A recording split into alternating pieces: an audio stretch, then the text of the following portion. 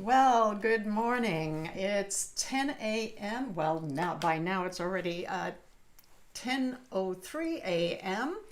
and we are going live. So, what's happening today? I've got a lot going on here.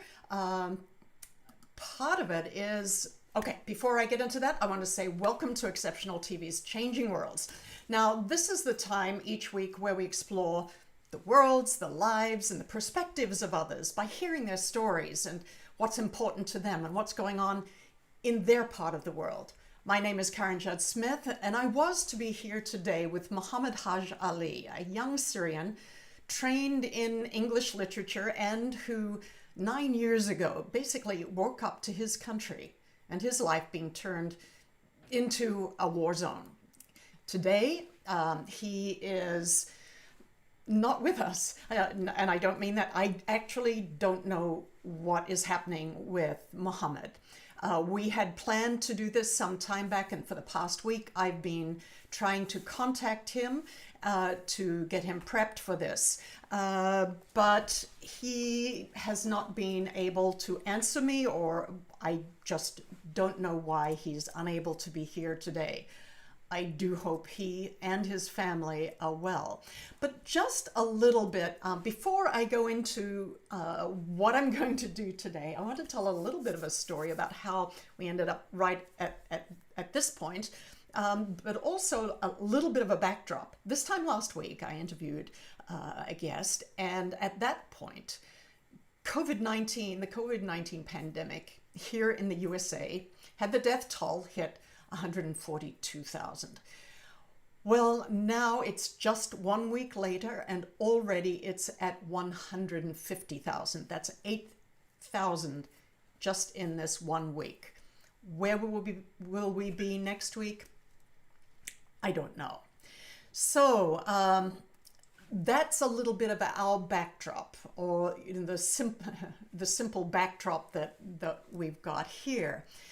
But bottom line, we're all seeing and experiencing a lot of changes.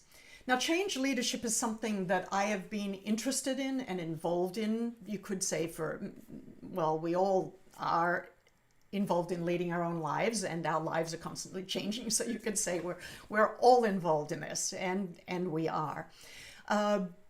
But I've always paid particular attention to what the academics, what the experts, what I could observe about those who are making an impact, who are influencing other people in order to bring about social change.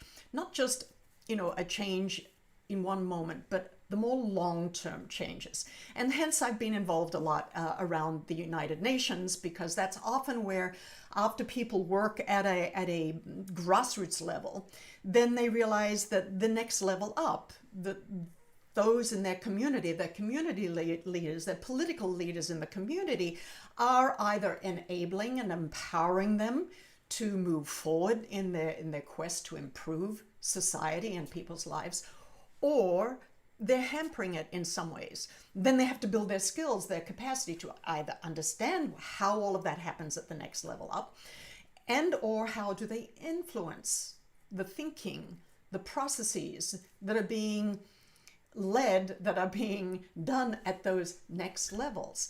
Sooner or later, when organizations seeking to pursue change, and organizations are kind of like social tools, social mechanisms for us to do our work at larger and larger levels.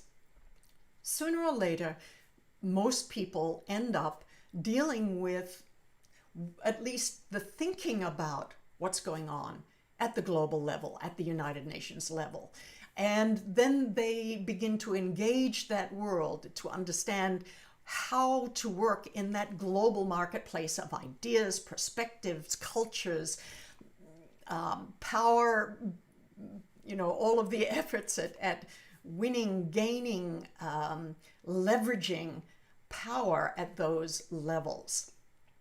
But I want to bring it back. Anyway, the point of me saying this is that one of my own projects at the moment is to formulate an online course. I've dealt with online courses for many years, but this is a new one.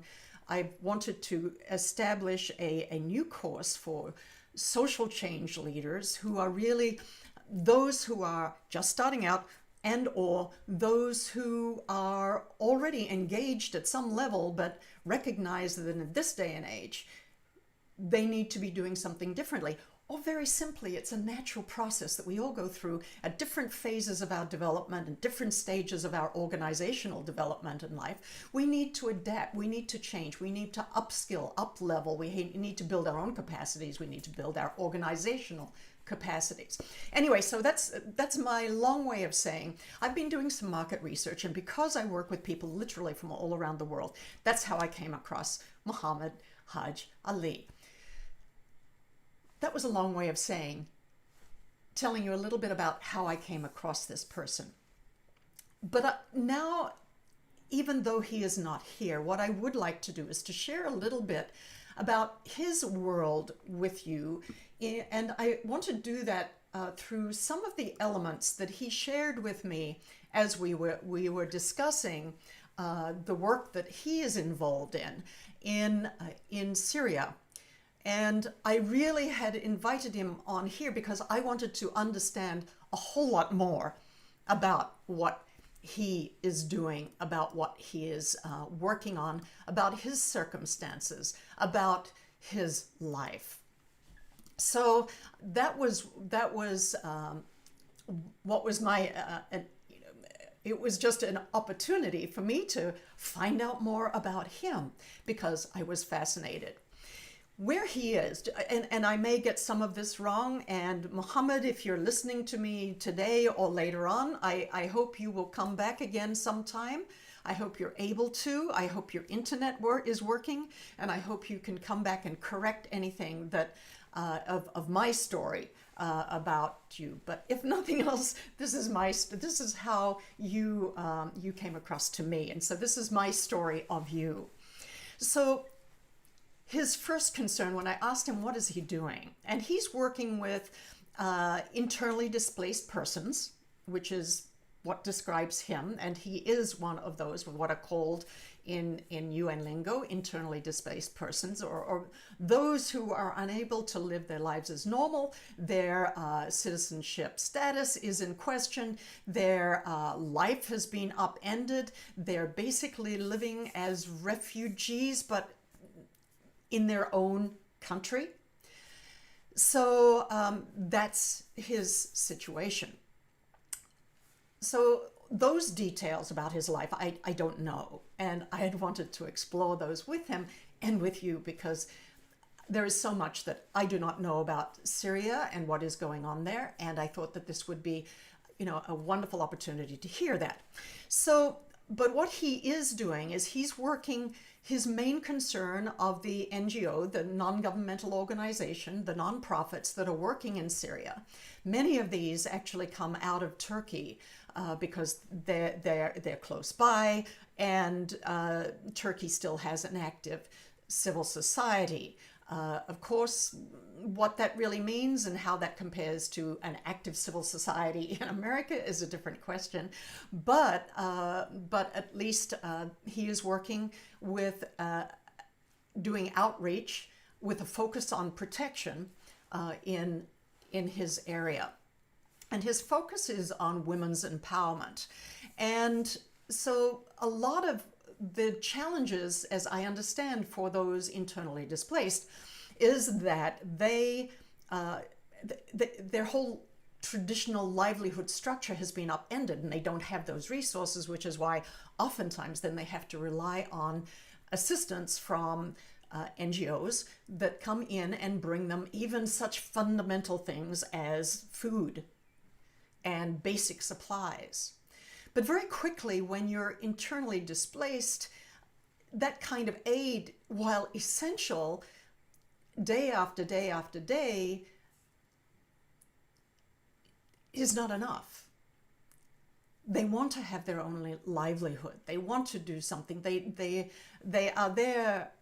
Their own security is threatened, and I cannot ask questions at the moment as to what concerns that he has and many of those around him have in terms of their security, whether it's from one another, from those who pretend to be refugees or internally displaced but are not.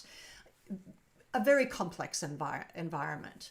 And so, yes, they are facing dire conditions, but even there they want to experience some kind of, they want to have the dignity of being able to create their own, improve their own life and work and do that. They want to be able to set up education for those where they are. They want to be able to engage in livelihood activities, but there are no livelihood programs. There's only food kits coming in. So they want to be able to depend on themselves, but they're limited. Now, did I mention that Muhammad, his training, I think he's about 29, even those details, I don't have that, I didn't go into those details in my short conversations with him and back and forth and lining this up, because I had wanted those to come out. Some of the things that he had wanted to share would come out in this interview. But his training and why I can even talk to him is because his undergraduate degree, or his degree, and his was in English literature. So his English is really good. He's concerned about how, whether his English is good enough. I cannot speak Arabic, and I cannot speak any other language that he may be able to speak. But his English is very good. So as a young man, tertiary level education, graduate, a degree, now finds himself internally displaced and unable to even build. He can't leave the country because he doesn't have the papers that he needs, because he's in an area that is basically a refugee camp, and so therefore travel out of that is not under his control. So one question I did ask him in one of our conversations was, Muhammad, I asked him, 9 years ago, before the violence started in Syria, could you have ever imagined that your country would have turned upside down, would have gone this way, would have found itself in so much war and devastation and dire conditions?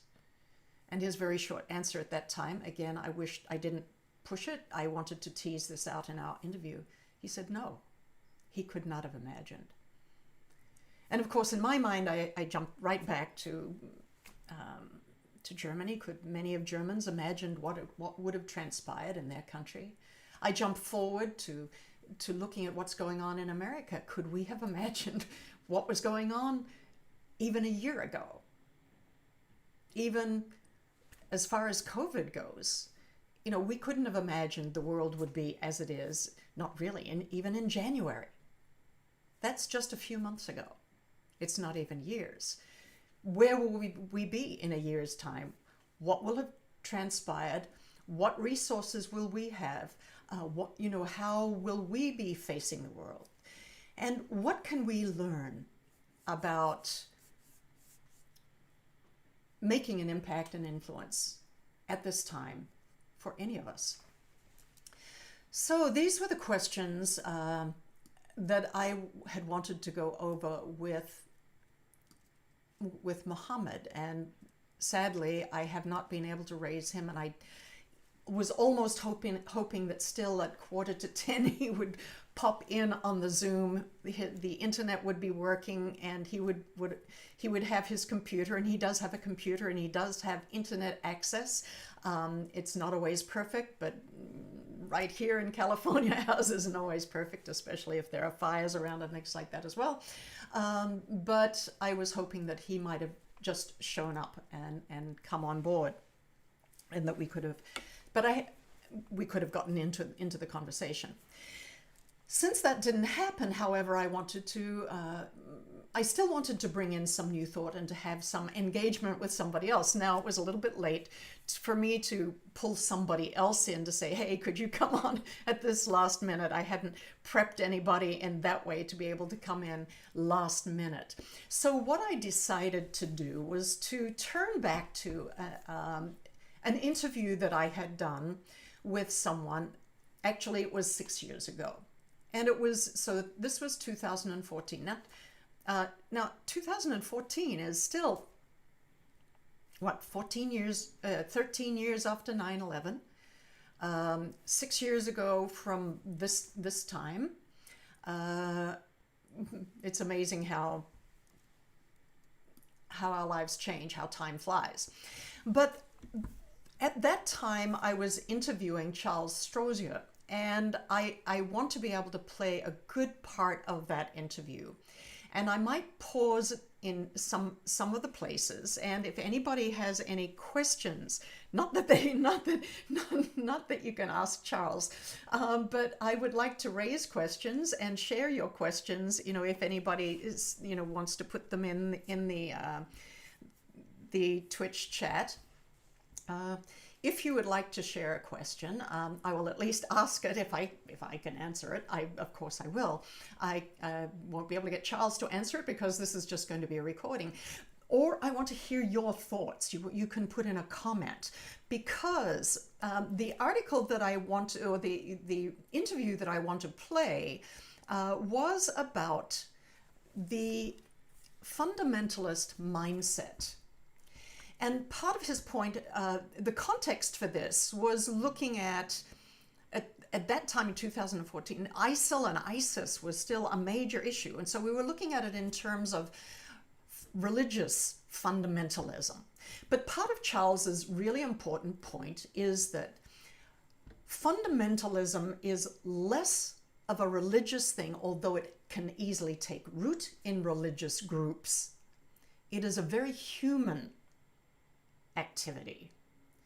It is something very fundamental to who we are as human beings. So with that in mind, I think it's really, as we listen to what's going on politically, literally around the world, what is going on in our own country here, what is going on in my home country of Australia, what is going on throughout Europe and in many of the South American countries, in Asia. A lot of the dynamics that we're experiencing are the dynamics that we play out within us as individuals. And then, of course, that gets multiplied as we create our social mechanisms, as we work in families and communities. And then we establish even our political pacts and groups and activism. Or we create our social change entities and organizations. Or these things are playing out even in our corporate world, in our business world. So even though the context and part of what we are talking about in this interview does look at and attempt to utilize the insights that Charles or Chuck has on the fundamentalist mindset in the context of religion and ISIL and ISIS at that time, I hope that, the questions and the responses from Chuck will also provide us insight for what is going on today, because we are still, our brain has not changed a whole lot since we lived in caves eons ago. We are still fundamental human beings with a lizard brain, a virtual lizard brain that's really designed for survival. And there are some ramifications for that. And that plays out in our relationships, our personalities, our responses, how we get triggered by different things in our lives. And then we have our social side that really has us reaching into communities, why we have Facebook groups, why it took on, why it became such a big thing. It is so fundamental to who we are as human beings. We have this relationality at this social side, and that's all part of our limbic system. And all of this is driven by parts of, it's one of the drivers, and I call it our, we've got three: the lizard brain survival, our limbic system, which is focused on just a way of looking at our brain and the way we work, but how we naturally tend toward community and our social systems and our groups, and what Chuck has to say really pertains to this. And then we have our logical brain, our L3, our logical brain, which is, this is the part that we, in a sense, think through. This is how we envision ourselves, articulate it about ourselves. But that's layered on top of the other two in part of who we are as human beings. So this human element of who we are, and his insights give us, his insights allow us to look a little bit more at this fundamental side of us as human beings. And I think it's helpful for us to see how that plays out in our own lives, how we see it playing out in our social communities and political communities, and how this is therefore playing out in the larger meta world of global politics or national politics, and not just our local and home politics, so to speak. So hopefully, I'm going to have to double check that we can actually hear it, because I'm doing a lot of this. I just want to make sure that when I start playing this, it can be heard. And so I will double check on that. But what I do want to do, I guess I'll keep that going. I'm just going to start playing that interview. So I don't have a video to go along with it. And so I'll sit here and be in front of you, or maybe I'll change the scenery in the background somehow and give you something different to look at. But I hope you really listen, and do feel free to send in a chat on Twitch, and I'll try to look at enough things and pick up your questions. And not just questions, but comments. If you want to write out a comment about this, then do so. So let's see if this goes. I first encountered Charles B. Strozier, aka Chuck, during an interdisciplinary discussion on the prevention of terrorism at the United Nations in 2010. And that meeting included UN diplomats, a Security Council coordinator, the Al-Qaeda and Taliban monitoring team, UN special representatives tasked with the work of interagency counterterrorism coordination, as well as various civil society activists and representatives. Now, his focus at that time was laid out in his new book, The Fundamentalist Mindset: Psychological Perspectives on Religion, Violence, and History. Today, he's the director of the Center on Terrorism at New York City's John Jay College of Criminal Justice, and has his eye on the clock because he has to go and teach very soon. Chuck, while I have you here, do you have any new insights on terrorists and terrorism, and in particular on ISIL or ISIS? What I actually have been working on recently, and I had a couple of Huffington Post posts on this, is climate change and terrorism. Climate change and political violence and terrorism, and the relationship, particularly like in Syria, the relationship between the drought and ISIS, which caused an incredible stir. It went viral on the internet. I got people, hundreds and hundreds of posts, and people angry. And so anyway, it's a kind of an interesting idea.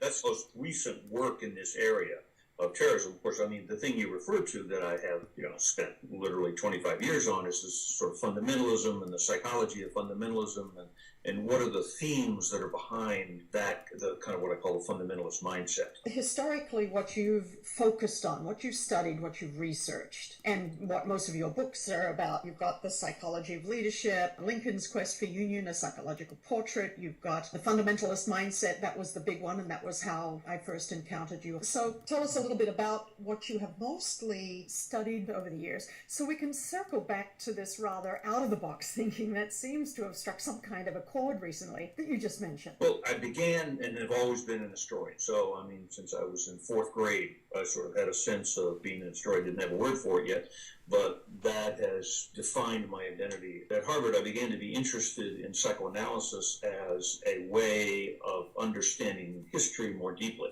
So I had a sort of independent interest in psychoanalysis and thinking psychologically about historical processes. So, I'm a professor of history and have been for 40 years, but I'm also a practicing psychoanalyst. So in my interest going back decades, really what kind of got me into political violence was a deep concern with the human meanings of nuclear threat during the Cold War. So not the physics of it, I know nothing of nuclear weapons, but I have been very deeply concerned with what are the human consequences and how are we changed, how is our relationship to death changed because of having nuclear weapons in the world, which change if you fundamentally alter human relationship to death, that has consequences. Yes. So just intervening here, I think while he was talking about, and he historically has looked at the issues of nuclear weapons and our relationship to death that way.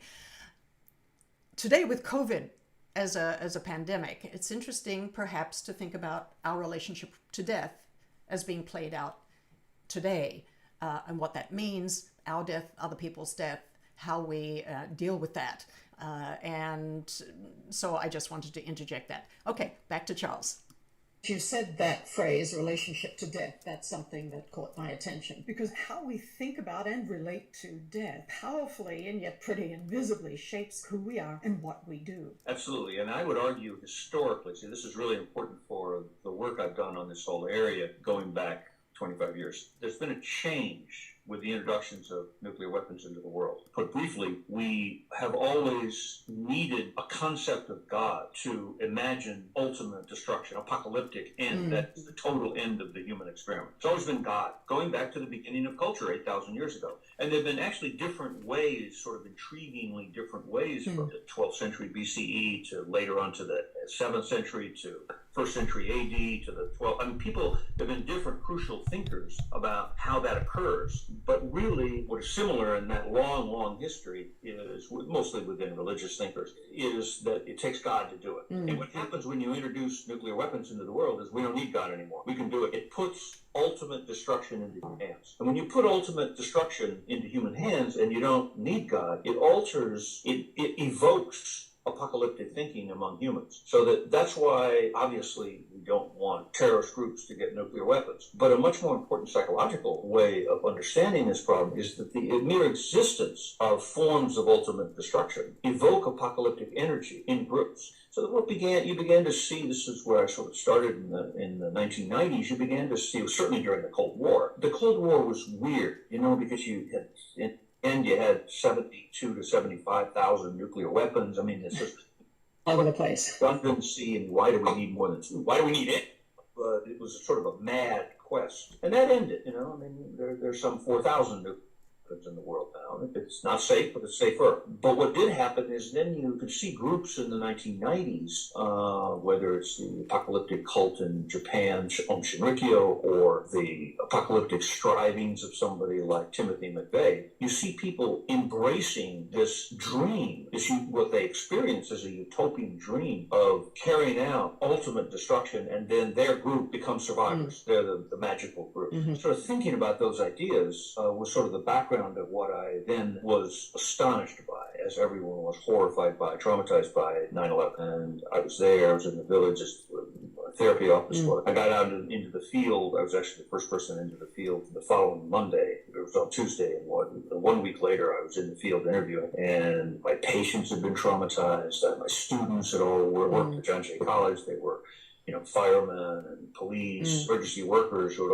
buddies had all died, and they had worked on the pile, 6 months roughly, and so they all took my courses and are deeply involved in it. And I do think it's just a side note, it's important ethically to, when you think about political violence and terrorism, to always try to approach it from the perspective of those who suffer from it. People often in the military and so-called intelligence, they get very caught up in this organization and that organization, and they're doing bad, and how do we counter it? And they always look at the problem from the point of view of the perpetrators. those who carry out the violence. As much as possible, you want to try to approach it from those who suffer. So anyway, so after 9/11, I felt it was useful, and I had begun doing this in 1990. I wrote a book about apocalypse on the psychology of fundamentalism in America.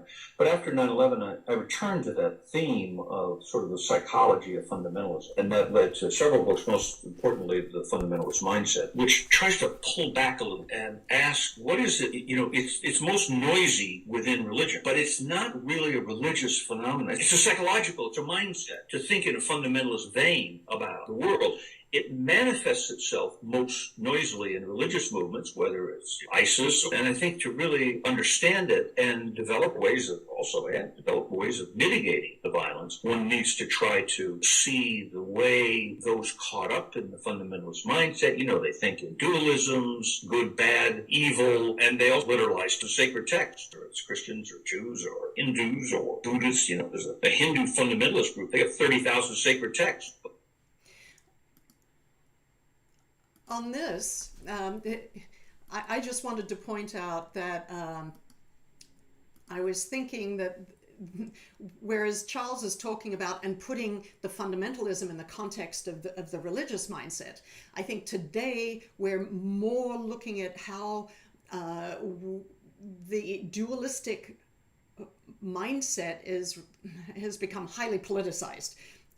In America, religion has become extremely politicized. Not that that's historically surprising.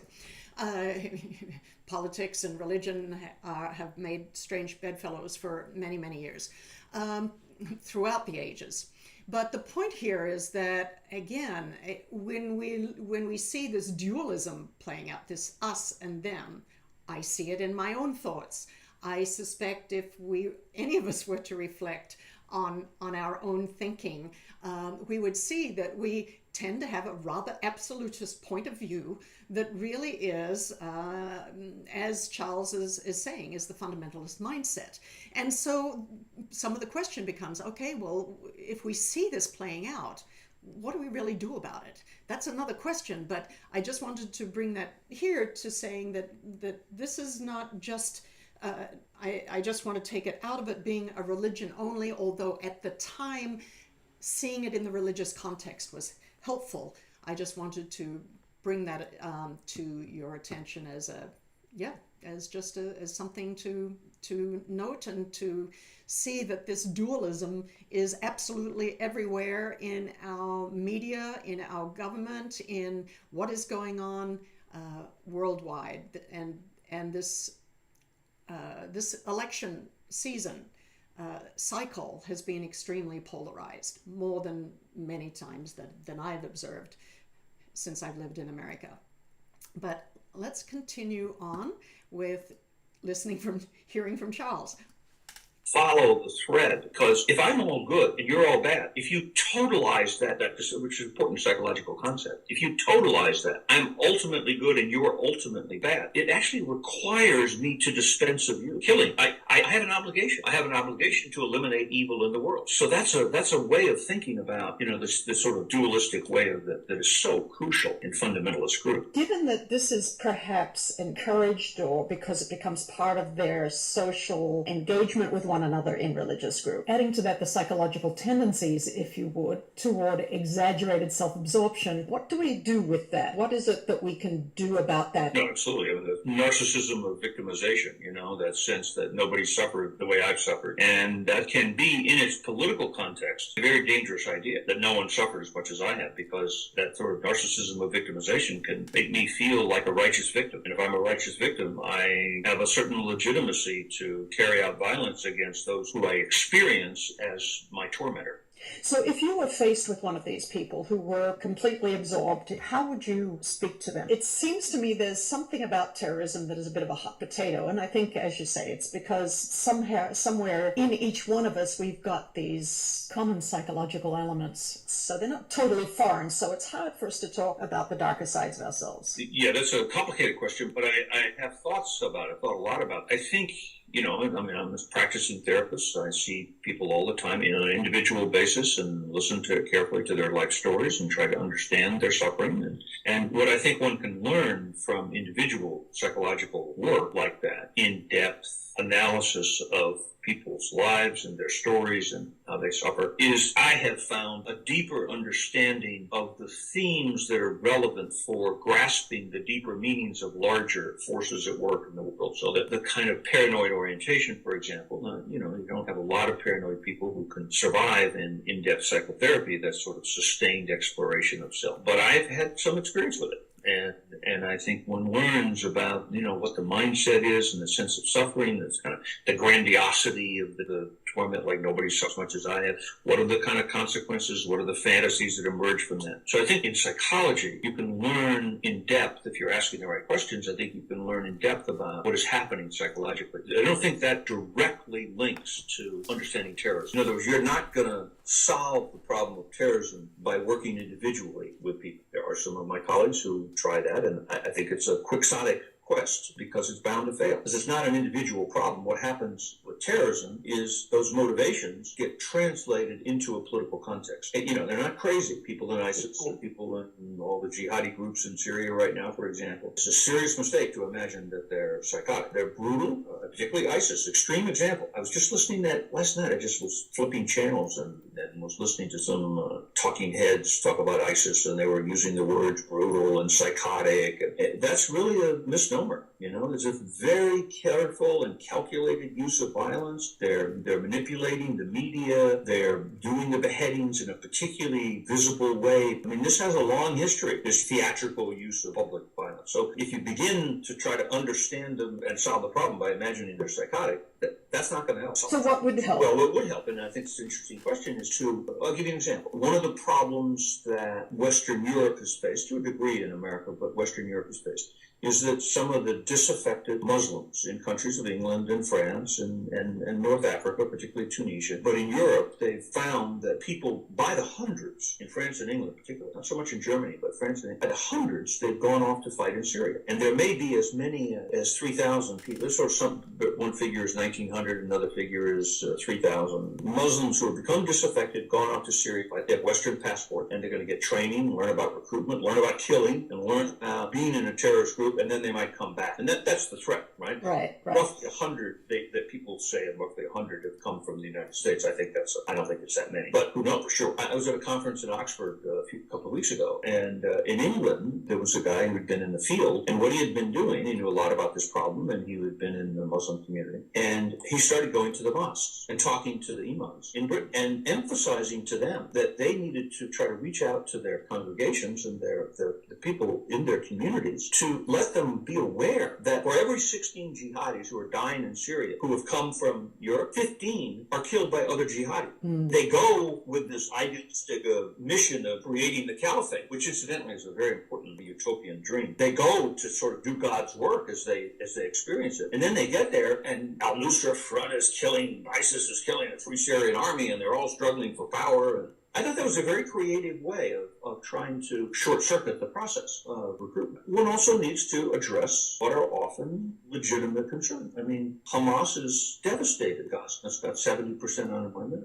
And generation after generation, they've been colonized by Israel. Right. And then thousands and hundreds of thousands of dislocated and property destroyed. I mean, that's a constant. And it drives people to psychological extremes. It drives people to psychological extremes, which then lead to political extremes, which then exacerbates the violence. Water flows downhill. It sounds like it's easier to find the lower ground. How do you address this in a practical way? Well, how do you get that water back up the hill? Right. I mean, there's so many levels, and I used, I think, multi-pronged just a couple of minutes. I think that's exactly right. That sort of combat. Recognize that there needs to be new thinking at all levels of intelligence, of police, of military, of political leadership, of public thinking about terrorism. I mean, this is my special mission at John Jay College, but to gain an understanding of the history of this problem. So that going back hundreds of years, particularly in, say, 19th century Russia, it was worked out. The concept, which then was carried over to 20th century and particularly post-World War II and groups, and then the 60s, emerging in the 70s, this concept that the point of the violence is so asymmetrical warfare. You've got a group of 300 committed terrorists, and you're taking on a country. So what you do is you selectively use violence in order to elicit an exaggerated response from your opponent. That's the point.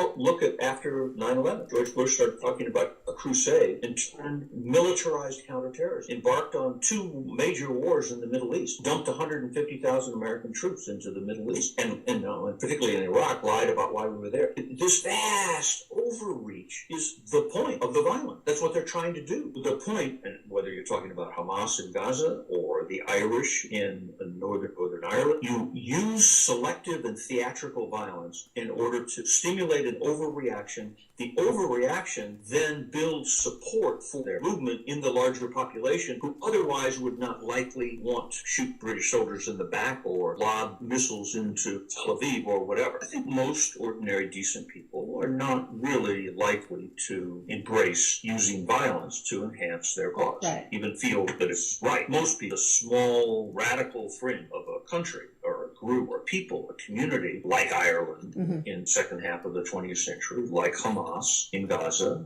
you purposely use violence and theatrical violence, which you can now get out on the media, in order to draw in your country, Britain or Israel, to be brutal in the way they try to deal with the violence. And everybody feels aggrieved. Then what kicks in is this sort of sense of, I am absolutely right, and British are horrible, and then you evoke some of these elements of what I call the fundamentalist mindset. Then everybody's pushed to the extreme. Everybody's pushed to the political extreme, but they're also pushed to the psychological extreme. I'm looking at the time and really, really sad. Let's go a few minutes. Let's go.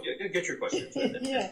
Well, I'm curious about hearing how you connect that with global warming, environmentalism. Well, this is, what I've been talking about so far sort of tracks sort of how I got to where I got to fundamentalist mindset. So I got thinking after 2012, basically. The Syrian uprising began in 2011. And by 2012 and 13, it became very quickly a kind of failed state. And you had jihadis from all over the Middle East and Europe and North Africa, some from there, rushed to the area to fight against Assad. And it was sort of partly Sunni Shia war, but it was really this sense of this is the next mission for carrying out the jihad. And very quickly you had a civil war, then internecine fighting between the various jihadi groups, and then suddenly in June of 2014, ISIS rises out of the ship. So what I began thinking about was, what's the context for this? What's the background? So clearly the background is we have a jihadi movement in the world, we have a disturbed Middle East, we have a corrupt government in Assad. So, that's those elements, which is not to be minimized, seemed themselves necessary but not sufficient explanations for why the civil war so suddenly, and you have a civil war. What else is going on? What else is going on, right? If you look at Syria, there began to emerge around 2012 and 13 some interesting suggestions that I've elaborated myself, is that the context is the terrible drought that Syria suffered from 2005 to 2011. And it was mostly in the northeast part of the country, which is incidentally where their supplies of oil are. And it was a really serious drought. Clearly a harbinger of climate change. The UN estimate, this is not, I think it's a conservative estimate, 800,000 people were made refugees. In the world of climate change, it's sort of climate refugees, which is a very interesting term. And they fled west, and mostly to Aleppo, which was suddenly overwhelmed by, close to 1 million refugees. They couldn't possibly absorb. The influx of refugees destabilized Aleppo and other cities as well. And that was in the context of a corrupt government, unwilling to help them at all, which further destabilized things. And some indication that the Assad government was then allocating the abandoned land to some of their allied cronies, which further destabilized the political system. So that by March of 2011, the country was in complete disarray. Social and economic crisis, which was the direct consequence of the drought that itself was a harbinger of the climate change. It's not to say that climate change caused ISIS, but there is a line that goes from the disruption that caused by climate change to ISIS. The other dramatic example that hasn't happened yet, but I think is worth really examining closely, is Bangladesh. Now, Bangladesh is about 5 feet above sea level, and the last time they had a terrible cyclone was 1970, and then it led to a war between India and Pakistan. There were 200,000 women raped. There were close to 1 million people who were killed. Well, the next time around, lives could be taken by, when there's a serious cyclone, given the rising seas and the disruption of weather patterns. It could be next year, it could be 10 years, it could be 50 years from now, but it's likely to occur. And you could have people die by the scores of millions. In a country where, one of the parties is controlled by a jihadi group, there are madrasas everywhere. It's kind of like, the way Afghanistan was before 9/11. So as Charles is speaking here, I think he wasn't at all thinking about pandemics, but it would be interesting, and I'm tempted to try to get hold of him and perhaps bring him back again for another chat sometime, against the backdrop of COVID, the COVID pandemic. And you could hear him speaking about how those droughts totally changed the local environments. People were climate refugees. They would have to leave because they couldn't survive where they were. But then with corrupt governments, then there were additional problems and complexities and threats against life and livelihood. So while, the rest of the world at the moment, is not experiencing the pandemic, is not creating that degree of challenge to most countries or people, but it is stressing economies, lives, and our politics.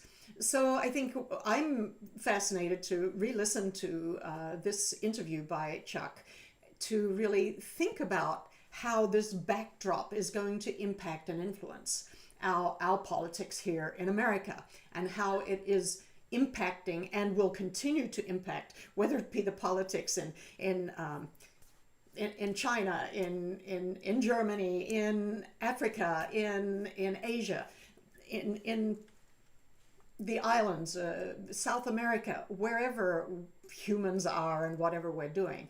As these additional stresses are added to the already existing mix, I think it will be interesting, and I hope that it's just an additional perspective to see how this also helps trigger or push each of us as individuals, who then collectively, have something to say or not, and that is impacting our mindset, our own human mindset that tends towards some kind of us and them. And while most people, as he notes, do not buy into violence as a vehicle, as a tool for political change, but in understanding how it is natural, if you take on that very diametrically opposed positions of us and them, if you take on that kind of thinking, and so therefore we are cautioned all to be careful when we catch ourselves when we are thinking that way, then if we're really going to be, we really can be pushed to, well, what are we going to do about them, about the evil? What are we prepared to do? What even in our debates? Are we prepared to listen or not listen? And I see that in myself, where I just don't want to keep hearing certain points of view. It's hard to keep hearing, but as a human being, I need to hear and be present with that other person. But so there are personal levels for this, but then there are also the political levels. I'm going to let Chuck continue on here. Loaded up to the brim with nuclear weapons, India and Pakistan. So there are many implications of climate change. The way in which it leads to terrorism and political violence is what I've been trying to make clearly a part of the thinking. Throughout, I've heard you mentioning themes and threads that you then use to make atypical connections in your work to shed some light on how we can better address the challenges of terrorism. Where do you think those threads and themes are leading? How can we utilize them in a way that may help us de-escalate the violence? So does, and how might this piece dovetail in with your earlier comment about the need for a change in thinking politically, in the intelligence community? What is that change that you see is needed? And what are the kinds of conversations that you think would be more constructive? The reflection on these kinds of issues needs to be much more interdisciplinary. Terrorism gets owned by political scientists and criminologists and people who have a certain mindset themselves. And I think we need to reflect on the meaning at both terrorism and counterterrorism from people out of psychology, and particularly psychology and history and literature and philosophy, and it needs to be a much more interdisciplinary way of imagining the problem. And I think more creative solutions will come from that. Some universities are moving in that direction, but not enough. What about the dinner table discussions? What would you say to a group of people who are sitting around talking about it? What could be added into that discussion that might help change that discussion towards something that would be more useful, more productive, positively productive? Single most important thing would be to stop watching Fox News. Okay. If you could just stop watching Fox News, you might be able to come to some creative thinking that would change the way your community imagines the problem. There's so much hysteria generated, and hysteria is exactly the wrong thing. A West Texas town, I can't remember the name of it, a West Texas town wanted to get counterterrorism funds from the Department of Homeland Security because they were worried about ISIS coming up through Mexico. That's not helpful. That's not going to happen. The other hopeful thing is in young people around, particularly around climate change. Young people are open to it. Right. My students, when I talk about this with my students at John Jay, they get it instant. And I think older people have a little trouble sort of making the connections. Young people are thinking about the world. They're thinking about the environment. This is the world they're going to inhabit. And it's threatened. And it's you want to let yourself engage. What are the questions you would ask or perspectives you would introduce to help shift that conversation towards something that might be the kind of dialogue that is constructive and creative, rather than reactionary, definitive, and divisive, which are fairly common responses to violent unknowns? I would urge people to think about dealing with the threats that we face, terrorism and political violence, at a more local, communal police level, to open up that kind of discussion. And actually, New York City is sort of the model for the world with its counterterrorism bureau and intelligence unit. They've gone too far in certain areas, but it's a very effective model. It's a local problem. Now, there's certain national and international elements to it, particularly intelligence. We got to share what's happening in Syria could influence what happens in London, which could spill over to America. But for the most part, these groups are local, and therefore they're local, therefore they're a police problem. Now, local, a country, a small country, but if you put it in the hands of the military and unleash Air Force and special forces and boots on the ground, if you get to the point where you need to put boots on the ground, you're kind of already too late. It's already so too Chuck, late. let's come back to the dinner table again for a moment. And you knew that I'd just been watching Fox News. What would you say to me, or what question would you ask to give me a chance to get a new perspective on the matter? You really believe the fear-mongering that you just heard? And that fear-mongering, those threats, those hysterical dangers that seem to be everywhere and working under every chair and in every subway car that you're riding, do you really believe that that is the Is it true? Is it true? Of course it's not true. It's a dangerous world. There are all kinds of possibilities. You have to mobilize hope in order to find creative solutions. Then it comes back to getting people to think about what can be done as distinct from just focusing on fear, unknowns, and those things that are clearly beyond our control. Yes, and there are a lot of things that can be done. There's certainly a lot of things that can be done in the area of climate change. And you have to distinguish, instead, in terms of your conversation at the dinner table, you have to recognize that, when you get to the point where we are with ISIS, that's a war. But that's not the same as domestic terrorism here. That's not the same as what the British face with their disaffected Muslim population. It's not the same as what the French face in their prisons, where there's all kinds of recruitment to jihadi message. I mean, you need to work in France particularly. They need to work carefully in the prisons. And the French need to be a little more tolerant about their large Muslim community. They have not responded very well in recent years. Since we do need to develop the capacity to handle those things in our own communities, as you were pointing out, it is helpful to come back to the dinner table or to the coffee table conversations where we can practice and explore these tough issues together. We're citizens and we own our communities. My teaching life as a professor is mostly working with people who are in the field, sort of mid-level, police, fire, intelligence, FBI. They take my courses and they're either from the field, and including from all over Europe, or they want to go into the field. So that's my mission, and I feel it's sort of helpful. I mean, it's not a dinner table, but that is your dinner table. That is my dinner table, right? So by the time your students are about to stretch their legs and push back from their feast of ideas, perspectives, and history that you've provided them in your courses, what one or two things do you really want them to get?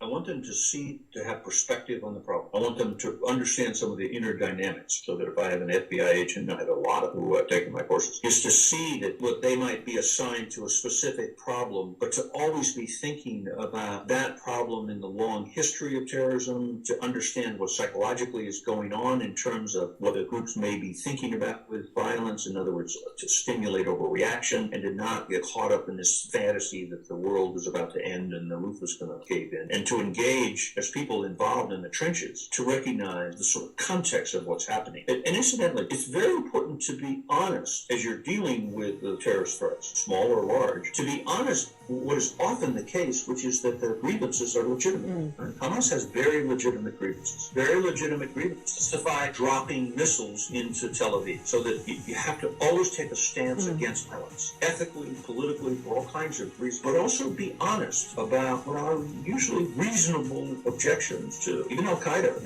Well, I wish we could keep talking for a whole lot more, but maybe the time. Go teach. Yes, thank you very much, Chuck. Thank you. Bye. You have been listening. So there you go. I hope that let me see if I can get myself back here. Here we go. I hope that was, and to me it was interesting to go back and listen to that interview again, and to rethink now in the context, while we still live in a time where there is global warming and is the whole climate change issue still out there. It hasn't disappeared, but we have this other global level reality that we are facing of COVID-19. And while we are still only just a few months into all of this, it will be interesting to look back to see how this has played out in terms of our larger, some of our meta dynamics in politics, in our society, in our relationships, around the dinner tables that we cannot have, through perhaps some of our engagement through Zoom or whatever. But whatever alternatives emerge as society continues to wrestle with this very fast changing situation and circumstance caused by COVID that is impacting us economically, socially, and quite literally the world around. And it's reverberating. The changes that are taking place here are affecting what's going on in Asia and Europe and what's happening there. Then that comes back. It's like we've got a global level echo chamber that is perhaps, hopefully, not creating too much feedback and total chaos. But we do need to acknowledge that these various levels of impact are taking place, and how that's going to play out. So what is our part in this? And to see that we do have this psychologically, this is playing out in each one of us as we go out into our work, into our communities, into our families, as we engage one another with our political discussions, with our hearts and our souls, whatever it is that we're dealing with, how we work with one another, what we do. I hope that this has been an interesting perspective for you.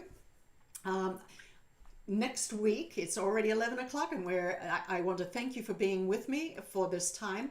Next week, what I do want to, let me see if I can bring it up. We have on,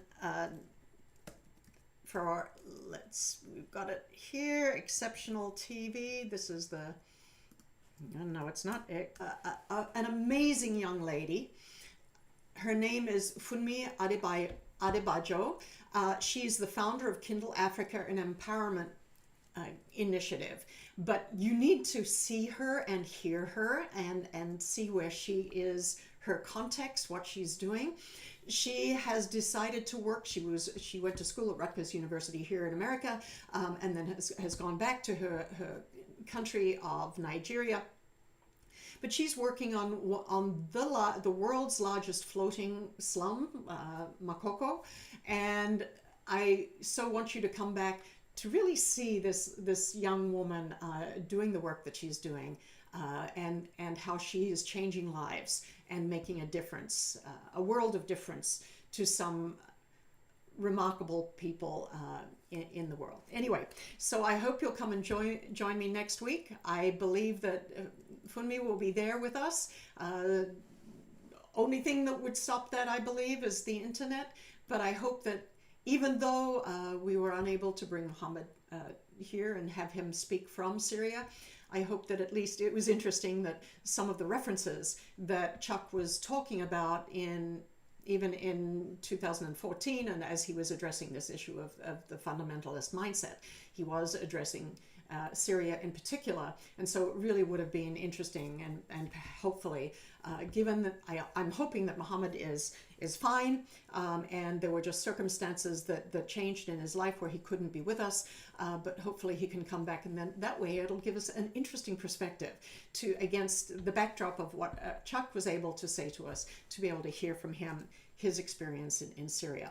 So with that, I want to thank you so much for joining me. I look forward to being with you again next week as we spend time with Funmi. And I hope that you and your families, you stay safe and well, and have those conversations around the dinner table, if you're lucky enough to be with your family doing that, or by Zoom or whatever ways, and to consider just some of those simple points that Chuck made, is to really think about what we say. Is it true? Is it really true? Is it a gut reaction, or is it really true? And what in the conversation would actually help us all as human beings move forward and to live and improve our world? I thank you very much for taking the time to be with us here today, and I wish you all well.